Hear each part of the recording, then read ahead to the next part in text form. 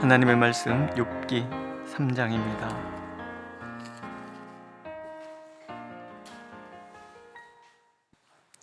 욥기 3장 1절에서부터 26절까지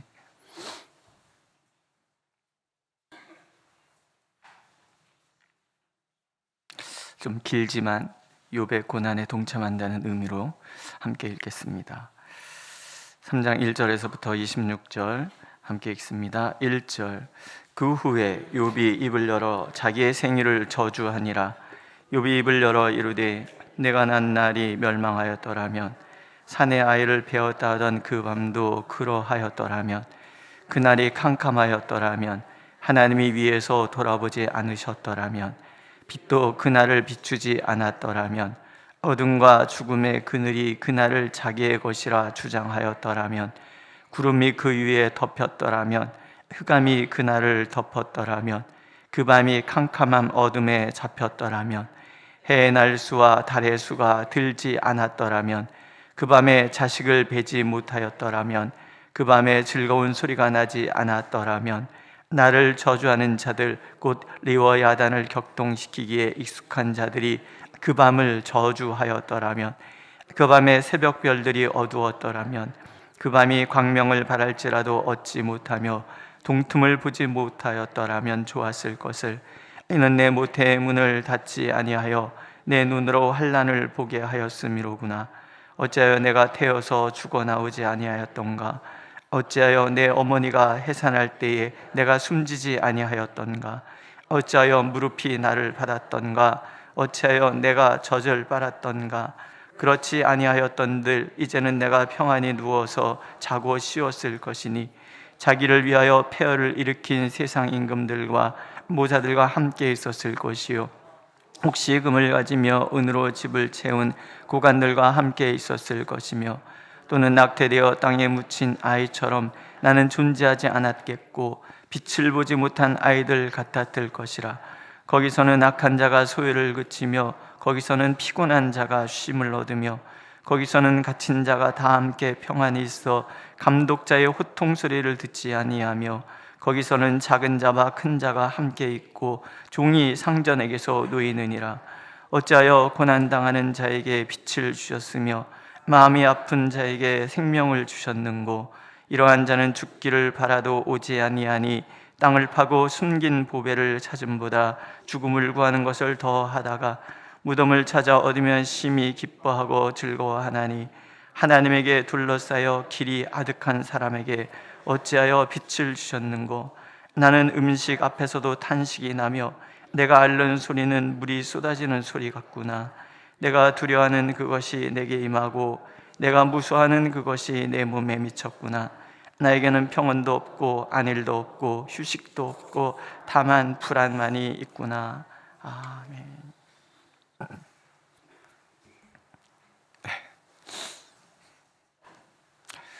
우리 시온이가 잠이 들었습니다. 얼마나 예쁘니. 작정기도 하면은 어렸을 때, 우리 아이들 어렸을 때 40일 작정기도 해야 돼. 그러면은 우리 연우 연서는 잘 일어나서 잘 따라왔어요. 늘 문제가 이제 우리 이름은 밝힐 수 없는 우리 아이 하나 있는데, 내가 왜 가야만 하냐고. 그래서 오죽하면 제가, 하나님은 알파와 오메가니 첫날과 마지막 날 나온 걸로 쳐줄게. 그래서 그랬던 기억이 갑자기 났습니다. 시온이를 보면서. 너무 예뻐요. 욥기는 사실 되게 칙칙한 이야기입니다. 얘기 자체는 굉장히 칙칙합니다. 칙칙하고 무겁고, 사실 이 욥기를 읽으면서 어떤 희망을 찾아내기는 그렇게 쉬운 일이 아닙니다. 그런데 욥기를 읽으면서 우리는 간접적으로 고난당한 사람의 아픔이 어느 정도이고, 하나님께서 고난을 지나가고 있는 이들에게 허용하시는 그 범위가 어디까지인가 하는 것을 알게 되죠. 그게 우리에게 위로가 됩니다. 고난이 힘든 것은요, 한 사람의 모든 것, 그 삶을 완전히 파괴하기 때문에 그렇습니다. 욥의 삶이 완전히 무너졌잖아요. 자식 10명이 한날에 다 죽었습니다. 그동안 욥이 읽어왔던 모든 재산들이 다 빼앗기고 다 없어졌습니다. 머리부터 발바닥까지 온몸에 종기가 났어요. 얼마나 가려웠으면 항아리 조각으로 몸을 긁을 정도니까 이 감히 상상할 수 없는 그런 상태.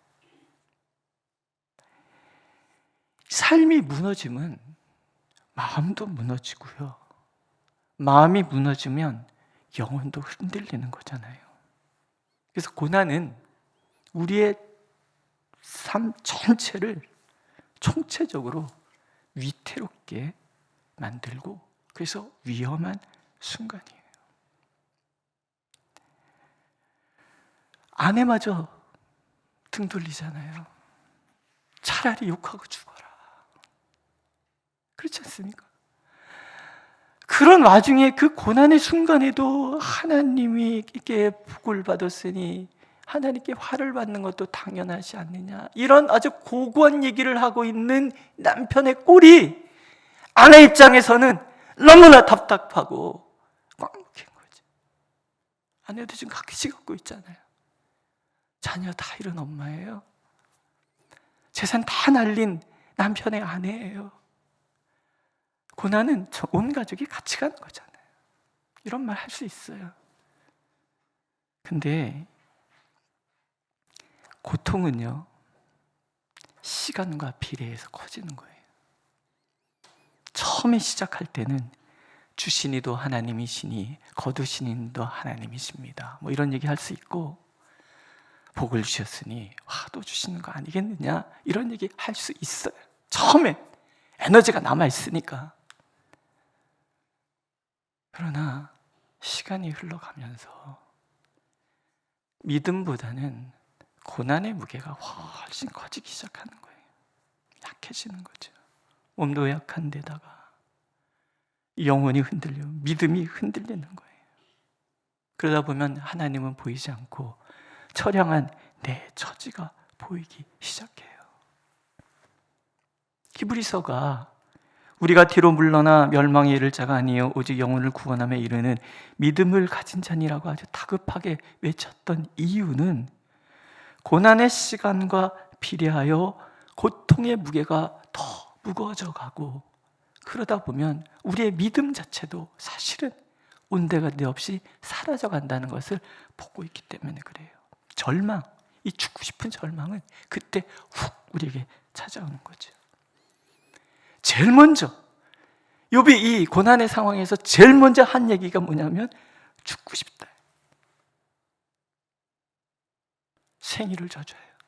나 왜 태어났을까? 왜 어머니 나를 낳으셨습니까? 왜 어머니 저에게 젖을 물리셨습니까? 왜 산파는 나를 받았을까? 욥은 밤에 태어난 것 같아요. 그날 왜 하늘은 캄캄하지 않았을까? 어둠이 집어삼키지 않았을까? 삶 자체가 버거움이고, 삶 자체가 탄식이고, 삶 자체가 비명인 거예요. 오죽하면 사후세계를 동경하잖아요. 죽으면 모든 것이 다 끝나는 게 아닌가, 이런 생각 드는 거예요. 거기는 악한 자가 소요도 일으키지 않고, 피곤한 자가 쉼을 얻고, 갇혔던 자가 평안을 누리고, 감독자의 호통도 없으니 남 눈치 볼 일도 없는 곳이고, 신분의 차이도 없고, 작은 자다 큰 자도 없는, 아무런 구분이 없는, 죽음은 모두에게 공평하고 죽음은 삶의 모든 번거로움을 해소해 주는 것이 아닌가. 차라리 죽으면 이 고통에서 벗어날 텐데, 죽으면 이 아픔에서 벗어날 텐데, 음식을 먹을 수도 없고 너무 아프니까 앓는 소리가 끊이지 않는데 물같이 쏟아진다 그래요. 평온도 없고 안일도 없고 휴식도 없고 불안만 가득한 이 절망, 이 시련. 사실 이 3장은요 욥의 넋두리잖아요. 아마도 욥이 한국 사람이었다면은 뭐 이런 식으로 하지 않았어요. 내가 왜 태어나서 우리 어머니는 왜 나를 받아서 왜 젖은 물렸던가, 왜 이렇게 길게 늘어지는 이 넋두리. 사실 이게 욥의 넋두리예요. 넋두리. 그럼 이런 고난의 순간에 우리가 어찌 건져야 하는가? 하나님은 어떻게 견뎌야 된다라고 말씀하고 계시는가? 왜 하나님은 기어코 생명을 붙들고 계셔서 이 고통을 오로지 겪게 하시는가? 근데 한번 잘 보세요. 이 3장에 등장하시는 하나님 어떤 하나님이십니까?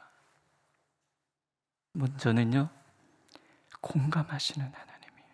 욥은 자신을요 하나님에게 둘러싸여 길이 아득한 사람이라고 표현해요. 하나님께 둘러싸였다는 말은 이 고난이 하나님께로부터 왔는데 이 고난을 이겨내도록 하나님은 아무런 조치도 취하지 않으시는데 이 고난의 시간에 하나님이 나를 왜 붙들고 계신가? 이런 얘기죠. 길이 아득한 사람, 아무 잘못도 없는데 억울하게 겪어야 하는 이 고난의 무게에 대한 탄식, 죽지도 못하게 하시는 하나님에 대한 원망도 담겨져 있어요. 차라리 죽여달라는 호소 있고요, 살아있기에 겪어야 하는 이 고난이 너무 아프다는 하소연이에요. 그런데 하나님에게 둘러싸여 길이 아득한 사람이라는 표현은 또 반대로 고난 중에 이 욥을 둘러싸고 계신 하나님을 묘사하는 거예요. 그 고난의 자리에 함께 하셔서 길이 아득한 절망에 빠져있는 욥의 생명을 하나님이 끌어안고 계시는, 붙들고 계시는 이 장황한 넋두리를 아무 말씀 없이 가만히 듣고 계시는 하나님, 공감하시는 하나님. 오늘 3장에는 공감하시는 하나님, 들어주시는 하나님의 모습이 있는 거죠. 왜 묵묵히 듣고 계실까? 하나님은 우리의 아픔과 괴리되어 계신 분이 아닌 거예요. 둘러싼다, 함께하는 거예요.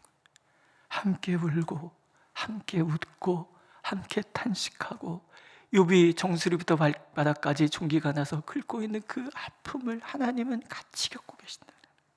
그래서 이사야는 그리스도를 이렇게 소개하잖아요. 그는 멸시를 받아 사람들에게 버림받았으며 간고를 많이 겪었으며 질고를 하는 자라.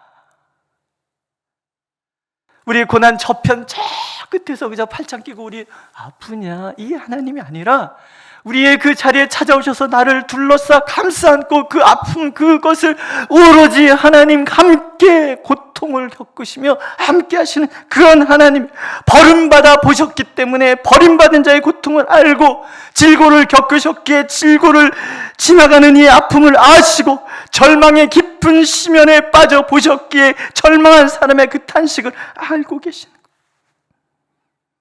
하나님 공감하시는 분이에요. 모든 것을 함께 공유하시고 함께 끌어안으시고 욥의 그 모든 아픔을 함께 나누고 계시는 그런 하나님. 두 번째, 하나님은 들으시는 하나님이에요. 묵묵히 들으시는 이유. 고난 속에 있는 사람은 부르짖어야, 몸부림쳐야 살 수 있다는 것을 아시기 때문에, 목 놓아 외치는 것이, 하나님께 몸부림치면서 따지는 것이 살아나는 길임을 아시기 때문에 차라리 내 속에 있는 모든 슬픔, 원망, 분노, 아픔을 다 쏟아 놓아야 그것이 살아있음이고 그것이 살아나는 길임을 아시기 때문에 묵묵히 들으시는 거예요. 십자가에서 예수님도 외치잖아요. 나의 하나님, 나의 하나님, 어찌하여 나를 버리셨나이까. 절망이, 고통이, 아픔이 온 세상의 죄를 짊어지는 데서 그 아픔에서 나는 절망, 나의 하나님, 나의 하나님, 어찌하여 나를 버리셨나이까. 멋진 얘기가 아니잖아요. 내 속 깊은 밑바닥에서부터 끌어져 나오는 고통의 외마디, 비명. 왜 이러시냐고, 나 죽고 싶다고, 죽여달라는 이 몸부림침이, 그것이 참 신앙이라는 거예요. 그게 살아계신 하나님의 앞에 서 있는 살아있는 신앙이라는 거예요. 여러분 몰랐을 거예요. 자신 안에 이런 깊은 절망의 심연이 자리하고 있다는 것을, 그 삶이 남부럽지 않게 살 때는 볼 수 없었던 자신 안에 담겨져 있는 또 다른 이면이었다는 것을 욥은 몰랐을 거예요. 그래서 나도 모르는 어둠의 무게가 나를 끌어당기고 있다는 것을 조금도 의식하지 못했다라는 거예요. 그런데 시련이 욥의 심령 깊숙한 곳에 있는 것을 다 휘젓기 시작하는 거예요. 시련은 내 안에 담겨져 있는 어둠을 휘저으셔서 드러나게 하시는 하나님의 사랑인 거예요. 내 심연 밑바닥에 가라앉아 있는 어둠의 감정을 다 끄집어내시기 위한 하나님의 또 다른 사랑이라. 나를 끌어당겨서 나도 모르는 위선에 빠지게 만들고 나도 모르는 고고함에 빠지게 만드는 그 교만의 그 자리에서 나를 건져내시기 위해서 하나님은 내 안에 담겨져 있는 그 깊은 어둠을 다 들추어내셔서 나로 하여금 내 심령 깊숙한 곳을 보고 직면하게 만드시는 하나님의 간절한 사랑이라는 거예요. 그래서 듣고 계시는 거예요. 부둥켜 안고 듣고 계시는 거예요. 외치라고, 몸부림치라고. 어떤 교수님이 그런 얘기해요. 박사학위를 받으러 가서 논문을 쓰는데 열심히 다 써서 이제 마지막 학기가 됐는데, 논문 마지막 학기 다 끝나고 이제 논문을 써서 심사를 앞두고 있는데 교수가 안 된다 그래. 이거 통과시킬 수 없다고 퇴짜를 놓는 거예요. 고쳐가도 또 퇴짜 넣고 고쳐가도 또 퇴짜 넣고, 그러다가 화가 치밀어 올랐어요. 그래서 교수 앞에서 논문을 온 거를 집어던지면서 도대체 왜 나를 이렇게 괴롭히냐고 막 화를 내기 시작했대요. 그랬더니 교수가 묵묵히 있더니, 미스터 정, 드디어 너를 나에게 보여주는구나. 나를 감추고 있는 그 심연의 깊숙한 어둠을 보이지 않고 상담을 한다고, 남을 돌본다고, 너나 잘하세요, 너나 돌보세요, 너나 바라보세요, 너나 알아차리세요, 그 얘기인 거예요. 그래서 터져나오면서 울면서 자기 이제 속 얘기가 나오기 시작하는 거죠. 교수가 껴안고 같이 울고, 논문이 부족해서가 아니라 상담을 전공한다는 사람이 자기의 마음도 보지 못하는 그 어리석음을 교수가 보고 그걸 끄집어내기 위해서 그 얘기를 교수님이 울면서 얘기를 해요. 울면서, 여러분, 신앙생활이 오래다 보면요, 나도 모르게 내가 굉장히 괜찮은 사람인 줄 착각할 수 있어요. 욥 보세요. 하나님조차 인정했던 의인이에요.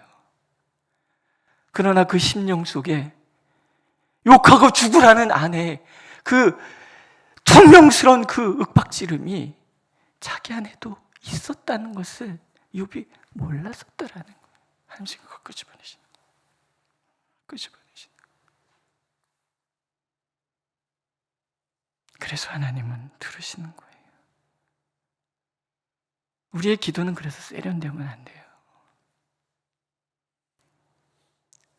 힘든 시간을 지나가는데 얼굴 발그리 웃으시면서 괜찮아요, 그건 위선이에요.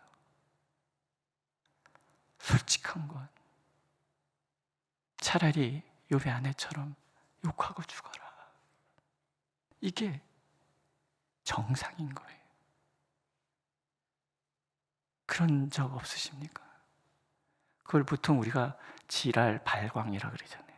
말이 좀 거친 표현인데 지랄하고 발광하는 막 몸부림치면서 하나님 이 배신자 하나님 죽여버릴 거야 이런 마음들. 하나님은 내 안에 이것까지도 끄집어내시기를 원하시는 그런 하나님. 그래서 묵묵히 끌어안고 욥을 끌어안고 들으시는 하나님. 세 번째는 붙들고 계시는 하나님. 내 속에서부터 어둠이 비치고 올라오는 순간은요, 외부의 시련보다 더 힘들고 끔찍합니다. 상담을 하다 보면 정말 내 속에 있는 깊은 상처가 툭 건드려지는 날은요, 그걸 쏟아버린 날은요, 온 몸에 몸살이 나요. 얼마나 힘든지 몰라요. 주은이 의자에서 떨어졌어?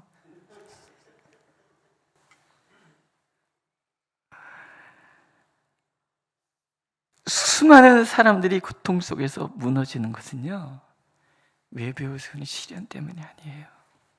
내 안에 있는 이 두려움.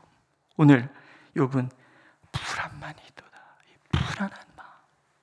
이게 나를 무너뜨리는 거예요.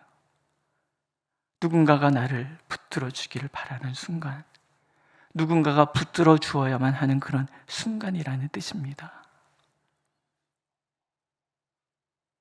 그러잖아요. 생을 마감하는 사람들이, 스스로 생을 마감하는 사람들이 그러지 않을 수 있는 이유, 한 사람만 그 사람에게 귀를 기울여 주기만 해도 그런 일이 안 일어난다잖아요. 누구든지 붙들어 줘야만 하는 그런 상황, 지금 하나님이 붙들고 계시는 거예요. 둘러싼다, 꽉 붙들고 계시는 거예요. 지금 욥이 가장 위태로운 순간인가, 흔들리는 순간이라는 것을 아시기 때문에 하나님이 꽉 붙드시는 거예요. 내가 무너지지 않도록. 죽을 것 같은 고난이지만 죽지 않도록, 태어난 것을 후회할 정도로 절망하지만 그 후회가 끝으로 치닫지 않도록, 절망하지만 절망의 그 깊은 늪에 빠져들지 않도록 하나님이 꽉 붙들고 계시는 거예요. 우리의 믿음이 나를 세우지 않습니다. 마지막 때에 주님이 너희 안에 내가 믿음을 찾겠느냐. 우리 안에 믿음조차도 사실은 연약한 거예요. 흔들리는 갈대와 같은 그 연약함. 내가 설 수 있는 이유는 한 가지예요. 나를 붙드시는 하나님 때문에. 제가 콜롬비아에 사는 어떤 아이를 제가 10년 넘게 지금 이렇게 후원을 하고 있어요. 근데 그 아이가 편지가 왔어요. 얘가 이제 6살 때부터 시작했는데 지금 얘가 이제 12년 전이니까 18살이 된 거예요. 이게 됐는데 얘가 편지를 썼는데 거기다 이 말을 10편 18편 35절을 드립니다. 그리고 보낸 거예요. 무슨 얘기냐면, 또 주께서 주의 구원하는 방패를 내게 주시며 주의 오른손이 나를 붙들고 주의 온유함이 나를 크게 하셨나이다. 다 컸구나. 그래서 제가 처음으로 답장을 썼습니다. 6살 꼬맹이였었는데 이런 말도 할 줄 아니 참 고맙구나. 그 전교 1등한데요. 그 자랑하더라고요. 그래서 야, 공부도 잘하고 몸도 건강하고 고맙다.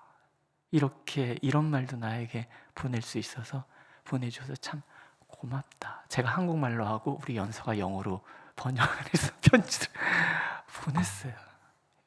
여러분, 그렇습니다. 주의 오른손이 나를 붙들고 계십니다. 믿으십니까?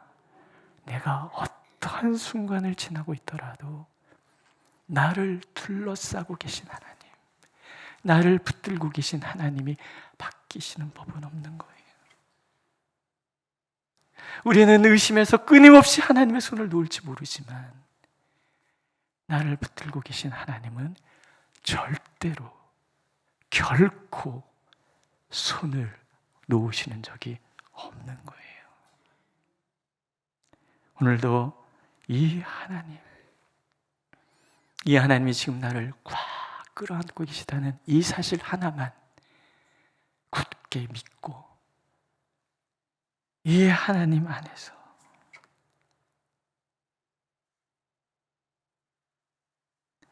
내 존재 자체를 부정하는 일이 없도록 길이 아득하다 말하지 않는, 아니 아득한 길 속에서도 희망을 주실 하나님을 바라보며 꾸역꾸역 걸어가는 우리 모두가 되기를 하나님은 원하고 계십니다. 기도하겠습니다. 오늘도 묵묵히 우리를 공감하시고 묵묵히 우리의 이야기에 귀를 기울여 주시며 결코 무너지지 않도록 붙들고 계신 하나님이 계심을 깨닫게 하시니 감사를 드립니다. 욥의 그 모든 넋두리를 그저 가만히 들어주셨던 하나님, 오늘도 우리가 주님께 간구할 때 들어주시옵소서. 흔들리는 그 욥을 꽉 끌어안으셨던 하나님, 오늘도 우리를 끌어안아 주시옵소서. 그래서 결코 무너지지 않고 결코 허부적 자빠지지 않는 그런 우리 되어 하나님 앞에 다시금 주님을 만나 뵙는 큰 기쁨을 얻을 수 있도록 은혜를 베풀어 주옵소서. 예수님의 이름으로 기도드렸습니다. 아멘. 하늘에 계신 우리 아버지, 아버지의 이름을 거룩하게 하심, 아버지의 나라가 오게 하시며 아버지의 뜻이 하늘에서와 같이 땅에서도 이루어지게 하소서. 오늘 우리에게 일용할 양식을 주시고 우리가 우리에게 잘못한 사람을 용서해 준 것 같이 우리 죄를 용서하여 주시고 우리를 시험에 빠지지 않게 하시고 악에서 구하소서. 나라와 권능과 영광이 영원히 아버지의 것입니다. 아멘.